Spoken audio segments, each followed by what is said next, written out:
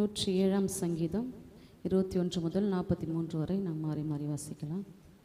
அவர்கள் கர்த்தரை அவருடைய கிருபை நிமித்தமும் மனுபுத்திரருக்கு அவர் செய்கிற அதிசய நிமித்தமும் துதித்து ஸ்தோத்திர பலிகளை செலுத்தி அவருடைய கிரியைகளை ஆனந்த சத்தத்தோடு விவரிப்பார்களாக.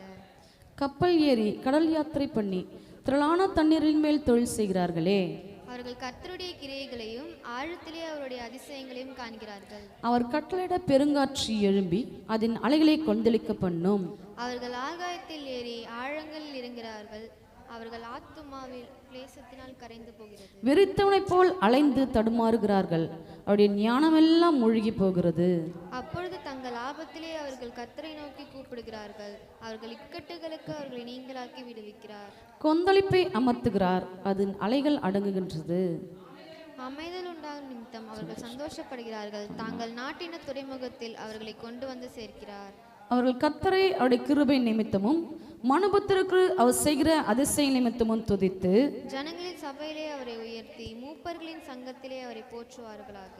அவர் ஆறுகளை அவாந்திர வெளியாகவும் நீரூற்றுகளை வறண்ட ஸ்தலமாகவும் குடிகளுடைய பொல்லாப்பை நிமித்தம் செழிப்பான தேசத்தை உவர் நிலமாகவும் மாற்றுகிறார். அவர் அவாந்திர வெளியை தண்ணீர் தடாகமாகவும் வறண்ட நிலத்தை நீரூற்றலாகவும் மாற்றி பசித்தவர்களை அங்கே குடியேற்றுகிறார். அங்கே அவர்கள் குடியிருக்கும் நகரத்தை கட்டி வயல்களை உண்டாக்கி விதைத்து திராட்சை தோட்டங்களை நாட்டுகிறார்கள்.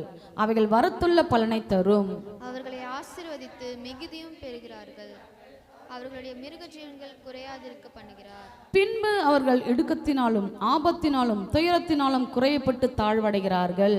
அவர் பிரபுக்களின் மேல் இகழ்ச்சி வர பண்ணி வழியில்லாத அவாந்திர வெளியிலே அவர்களை சிறிய செய்து எளியவனையோ சிறுமையினின்று எடுத்து உயர்ந்த அடைக்கலத்திலே வைத்து அவன் வம்சங்களை மந்தையை போல் ஆக்குகிறார். உத்தமர்கள் அதை கண்டு மகிழ்வார்கள். நியாயக்கேடெல்லாம் தன் வாயை மூடும். எல்லாரும் சேர்ந்து வாசிக்கலாம். எவன் ஞானம் உள்ளவனோ அவன் இவைகளை கவனிக்க கடவன். ஞானவான்கள் கர்த்தருடைய கிருபைகளை உணர்ந்து கொள்வார்கள். ஆமென், ஆமென்.